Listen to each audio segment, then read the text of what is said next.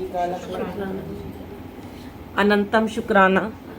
गुरु जी ने बहुत बहुत बहुत सारी ब्लेसिंग दी है, क्योंकि प्यारा प्यारा सा भाव और प्यारा सा दरबार, ये सब बहुत सुकून देता है जब हम गुरु जी का सत्संग कराते हैं। और जैसे कि गुरु जी पहले ही ड्रीम में आ जाते हैं, वो हमेशा ड्रीम में आके ना, कभी गुरु जी कहते हैं जब मेरा ड्रीम आता है ना, तो वो साक्षात प्रभु के दर्शन होते हैं। आपने देखा होगा कभी भी किसी भगवान के पहले लोगों को ड्रीम नहीं आते थे, सिर्फ गुरु जी हैं जो ड्रीम में आते हैं। और गुरु जी कहते हैं साक्षात तुम उस समय महाशिव के दर्शन कर रहे होते हो, जब तुम्हें मेरा सपना आता है, गुरु जी कहते हैं तब तुम थोड़ी देर के लिए ना शांत रहा करो और मंत्र जाप किया करो, क्योंकि मैं उस समय होता हूँ वहाँ पे। और ये बात बिल्कुल सच है, जिसको सपना आता है, कई लोग हैं ना जो नहीं मानते गुरु जी को, उनको लगता है पता नहीं क्या इनको सपने आते रहते हैं, हमें तो कभी नहीं आते हैं। ऐसी बातें सुन के कुछ लोग बड़े वहमों में पड़ जाते हैं कि हमने शायद बड़े कोई माड़े कर्म करे होंगे जो हमें गुरुजी सपने में नहीं आते, हमने अच्छे कर्म नहीं किए होंगे, इन्होंने बड़े अच्छे कर्म किए, इनको बार बार गुरुजी सपने में आते। ऐसा कुछ नहीं होता। गुरुजी का अपना एक तरीका है संगत जी ब्लेस करने का। किसी को वो कैसे दर्शन देते हैं, किसी को सब रूप में ओम के दर्शन होते हैं, किसी को चपाती में होते हैं, और किसी को कोई दर्शन ही नहीं होते हैं। मुझे तो कुछ होते ही नहीं ऐसे दर्शन, पर फिर भी मुझे गुरुजी की प्रेजेंस हर पल फील होती है। मैं जहाँ होती हूँ, मैं घर होती हूँ, कहीं भी होते हैं, हमें गुरुजी की खुशबू, गुरुजी की आवाज़, गुरुजी का एक घर के अंदर जैसे हमने मंदिर बनाया हुआ है, गुरुजी गद्दी लगी हुई है, रूम है, तो लगता है कि हमारा कोई बड़ा हमारे घर में बैठा है, वो हमें पल पल देख रहे हैं, पल पल हमें ब्लेस कर रहे हैं, हमारी हर अच्छी बुरी पॉजिटिव नेगेटिव सब बातों को वो सुनते हैं। इसीलिए कहते हैं अनजाने में भी ना, घर में भी कभी भी ऊंची आवाज़ में नहीं बात करनी चाहिए। जब आपने घर में गुरुजी गद्दी लगाई होती है या नहीं भी लगाई होती है, आप सोचो कि अगर आपके घर में कोई माता पिता रहते हैं, बुजुर्ग रहते हैं या बच्चे होते हैं, तो हम सोचते हैं धीरे आवाज़ में बात करेंगे, लड़ाई झगड़ा नहीं हमने करना, बच्चों पे गलत असर पड़ेगा, बड़े सुनेंगे तो क्या कहेंगे। ऐसे ही सोचो जब घर में गुरुजी होते हैं, तो हमें हर एक बात को नाप तोल के बोलना चाहिए कि भाई बैठे हैं मालिक। कई बार गाली गलोची हो जाता है घर में, बहुत नेगेटिविटी होती है, लड़ाई झगड़ा हो जाता है, तो उन्हें अच्छा नहीं लगता ये बातें। तो इसलिए अपने गुरु की गरिमा को हमेशा बना के रखना चाहिए। और गुरु जी के जो मैं ड्रीम दर्शन आपको बता रही थी, मैंने अभी सत्संग तो कुछ और ही शेयर करना था, किसी कैंसर पेशेंट का करना, तो मैं बाद में करती हूँ। पता नहीं होता गुरु जी क्या करवाते हैं। मैंने अभी आंटी को बोला कि आज एक कैंसर पेशेंट का सत्संग शेयर करना है, पर ये ड्रीम वाली बात आ गई। जब आंटी ने जैसे ही बोला कि मुझे सपना आया, मेरा सत्संग चेंज हो गया। तो हमारी ना एक बड़ी प्यारी सेवादार आंटी थी, चेरी काउंटी नोएडा जब हम रहते थे, अंजू आंटी। जब मैं चेरी काउंटी से वापस आई तो वो वहाँ की सेवा संभालने लगी, मंथली सत्संग करने लगी। लास्ट ईयर की बात है, उनको लास्ट ईयर कोविड था, लास्ट ईयर की बात है। तो जब कोविड हुआ था 13 अप्रैल को हम यश के घर में थे और वहाँ पे वापस आ रही थी, तो फ़ोन आया, उनके अंकल को कोविड से डेथ हो गई थी और बड़ा हमें दुख हुआ। और ठीक 6 दिन बाद 18 अप्रैल को, परसों के दिन, आंटी की भी डेथ हो गई, अंजू आंटी की, जो उनकी वाइफ थी। दोनों ही मतलब चले गए इस दुनिया से, 2 बच्चे छोड़ के। तो मैं आपको ये बताना चाहती हूँ, ये मैं क्यों बता रही हूँ, क्योंकि उससे थोड़े दिन पहले ना मुझे ड्रीम आया था गुरुजी का। मेरे को सपने में गुरुजी ने ना दिखाया कि भाई मैं ना, एक गाड़ी है, उनके पास गाड़ी भी नहीं थी उस समय, एक छोटी सी गाड़ी है, उसमें अंजू आंटी बैठी हैं और मैं गाड़ी ड्राइव कर रही हूँ और गुरुजी बैठे हैं मेरे साथ में। तो मैं गुरुजी को देख के बोलती हूँ कि मेरी इतनी बड़ी गाड़ी में तो बैठे नहीं हो, इनकी छोटी सी गाड़ी में आके बैठ गए हो, मेरी गाड़ी में ही बैठ जाते, मुझे ही ब्लेस कर देते। तो अभी देखो ये आज सत्संग गुरुजी क्यों शेयर करा रहे हैं।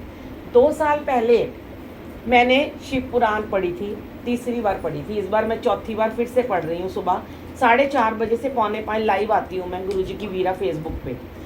तो इन्हीं दिनों पता नहीं क्यों गुरुजी ने मुझे फिर शिव पुराण शुरू कराई। और उन दिनों जब मैं शिव पुराण पढ़ रही थी, वो किसी और की लिखी हुई थी, अब मैं काशी की पढ़ रही हूँ, तो उसमें ना उसके अर्थ भी थे संस्कृत में। उसमें ना एक जगह पे लिखा था कि मतलब उसमें एक अध्याय था जिसमें एक लाइन थी कि कोई वेदों में लिखा होता है कि शिव पुराण ना स्त्रियाँ नहीं पढ़ सकती हैं, पुरुष पढ़ सकते हैं। तो मैं ना बड़ी कंफ्यूज हो गई कि मैं शिव पुराण पढ़ रही हूँ और मैं तो स्त्री हूँ, तो मेरे को क्या पाप लगेगा। तो मैंने उसी दिन रात को गुरुजी को बोला कि गुरुजी मेरे को कोई संकेत दो आके कि मैं गलत कर रही हूँ कि सही कर रही हूँ। तो उसी दिन मुझे गुरुजी आए थे, उसी दिन मुझे गुरुजी स्वप्न में आए। और जब मुझे अंजू आंटी का ड्रीम आया था कि अंजू आंटी बैठी हैं, उनकी गाड़ी में बैठे हैं, तो मैं गुरुजी को बोलती गुरुजी मेरी गाड़ी में क्यों नहीं बैठे हो। तो गुरुजी कहते हैं कि ना चंगी कुड़ी हैगी अंजू, कोई गल नहीं, उसकी गड्डी बैठे हैं, चंगी हैगी बड़ी। फिर मैं कहती हूँ अच्छा मेरे से कोई नाराज़गी है क्या आपकी, किचन में रख दो। मैंने कहा मेरे से कोई नाराज़गी है।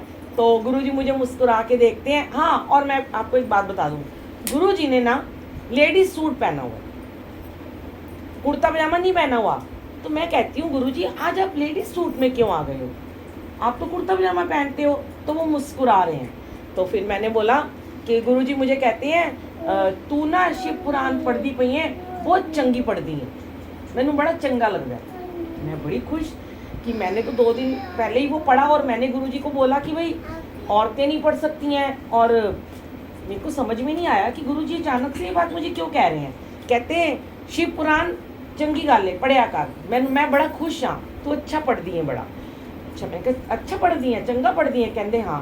फिर मैंने कहा अंजू आंटी दी गड्डी नहीं हैगी जो तुम सोच रहे हो, है किसी और दी गड्डी है। कह रहे तू चुप कर, अंजू आंटी चंगी कुड़ी हैगी है, मैंने बड़ी चंगी लगती है। इतना उन्होंने कहा और मैंने गुरुजी को ध्यान से देखा और मेरी नींद खुल गई। अमृत वेला था उस समय। तो मैंने ना मेरे को गुरुजी ने एकदम टेलीपैथी से थॉट दिया कि तू ये बोल रही थी ना कि भाई औरतें नहीं पढ़ती हैं। तो गुरुजी ने मुझे वो जो सूट पहना हुआ था, गुरुजी ने कहा मैं ही शिव हूँ, मैं अर्धनारीश्वर रूप में आया हूँ, मैंने तेरे को दर्शन दिए हैं कि आधी नारी के रूप में। मतलब मैंने सूट जो पहना था, इससे तेरे को कोई वहम नहीं करना कि औरतें नहीं पढ़ सकती हैं। और मैंने तुझे आके बोला कि तू मुझे अच्छी लगती है जब तू शिव पुराण को पढ़ती है। तो मुझे बड़ी खुश हुई, मैं रो पड़ी, एकदम उठी, 3 बजे मेरे आंसू निकल गए। मैंने कहा वाह गुरुजी, आपने तो मुझे ब्लेस कर दिया। तो फिर मैंने आंटी को फ़ोन किया सुबह, मैंने कहा आंटी आप ऐसे से ड्रीम में आए थे। देखो कई बार क्या होता है, ड्रीम में आने का मतलब ये नहीं होता कि कुछ अच्छा ही होता है, और ये भी नहीं होता कुछ बुरा होने वाला होता है।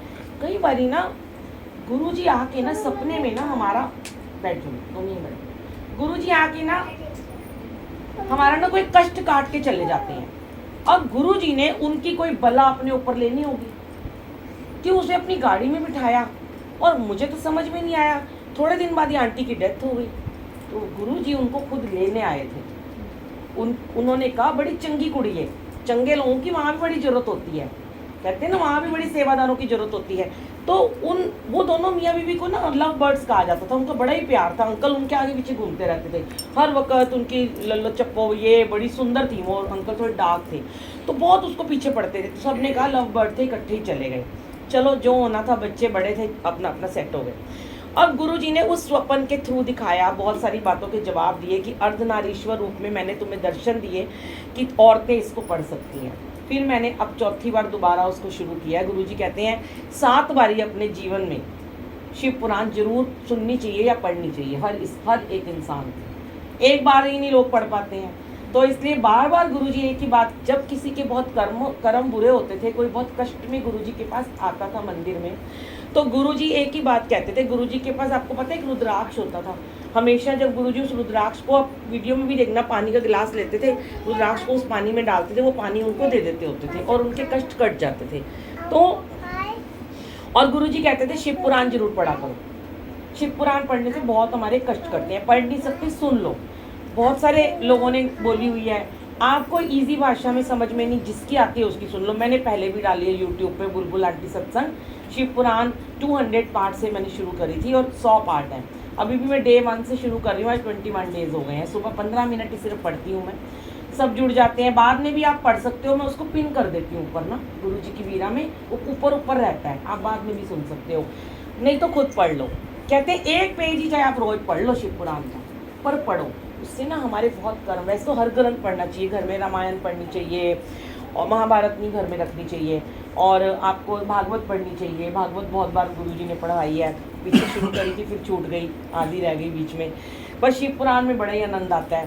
तो जैसे आंटी ने कहा इनको ड्रीम आया, आज इनका सपना सच हो गया, मेरा भी सपना सच हुआ। मैंने ये नहीं सोचा था कि आंटी चली जाएंगी, पर वो गुरुजी उनको लेने आए थे। और ऐसे ही गुरुजी कई बार मुझे भी लेने आए हैं, मेरे को ड्रीम में आए लेने, मुझे ऊपर ले गए, सचखंड में ले गए, वहाँ पे मेरे को लाइन में खड़ा करा, फिर मुझे कहते अभी तो नीचे जा, तेरा टाइम नहीं आया। उस समय मुझे बहुत भयंकर रूप से टाइफाइड हुआ था, चौथी बार हुआ था। कि अभी जो मैं कैंसर का आपको बताने लगी थी, एक है कोई संगत है, उनका मुझे थोड़े दिन पहले मैसेज आया कि मेरे को ना कैंसर डिटेक्ट हुआ है और मेरे को 3rd स्टेज का कैंसर है, डॉक्टर ने मुझे कीमो बताई है। पर ना मेरा विश्वास है, मैंने बड़े सत्संग सुने हैं, मैंने आपके भी बहुत सत्संग सुने हैं कि गुरुजी ना लंगर प्रसाद खिला के कैंसर ठीक कर देते हैं। मैंने कहा हाँ जी करते तो हैं, लेकिन अगर कीमो बताई जाती है तो वो भी करा लो, क्योंकि वो भी जरूरी। दवाई गुरुजी कहते हैं ब्लेसिंग होती है, अंधविश्वास मत करो, बीमार हो दवाई जरूर खाओ, दवाई खाओगे साथ में मेरी ब्लेसिंग लो, मंत्र जाप करो, जल रखो, मैं तुम्हें ठीक करूँगा, और लंगर प्रसाद खाओ। अब वो आंटी ने मुझे बोला कि मैं ना नहीं कराना चाहती कीमो, क्या करूँ आंटी? मैंने कहा आंटी अब जाओ फिर बड़े मंदिर, लंगर प्रसाद खा के आ जाओ। कहती हफ्ते में 1 दिन जाऊँ? मैंने कहा हाँ। कहती मैं ना लगातार ही 3 दिन चली जाती हूँ। मैंने कहा चले जाओ। देखो ये भाव था, ये उनका प्यार था, ये उनका भरोसा था गुरुजी के ऊपर। किसी किसी को गुरुजी 2 बार में 3 बार में ब्लेस कर देते हैं, कोई 20-20 साल जाता रहता है। एक और आंटी है, वो 20 साल से कैंसर है उनको, पर वो अच्छी भली सुंदर सी बन के तैयार रहती हैं, कैंसर ठीक भी नहीं हुआ पर जिंदा भी हैं और सेवा में लगी हुई हैं, बहुत ब्लेसिंग है उनको। उन आंटी को कीमो के बिना 3 बार लंगर प्रसाद खाया और उनकी कीमो डॉक्टर ने कह दिया आपका 75% कैंसर ठीक हो गया। जब कृपा होनी होती है तो उसका कोई मोल नहीं है, कोई समय नहीं है, वो समय सब गुरुजी निर्धारित करते हैं। कि किसी किसी की जो ज़िंदगी में कष्ट होते हैं वो एक बारी में कट जाते हैं, किसी के जीवन में वो बहुत भक्ति करता है। कई लोग कहते हैं हम इतनी भक्ति करते हैं हमारे कष्ट नहीं कट रहे, तो संगत जी वो हमारे प्रारब्ध के कर्मस होते हैं, पुराने जन्मों के कर्म हैं जो हमें काटने ही हैं। हम जितनी मर्जी लड़ाई लड़ लें अपने भगवान से, झगड़ा कर लें, हमें ये काम कर दो, जब वक्त आएगा ना, जब हमारे कर्म कट जाएंगे ना, तभी वो करेंगे। कर्म कटने का जरिया गुरुजी हैं। 90% कर्म हमारे इनसे जुड़ते ही अपने आप खत्म हो जाते हैं और 10% रह जाते हैं, वो भी यही काटेंगे। हमारी तो कोई औकात ही नहीं है कि हम कटवा भी सकें उसको।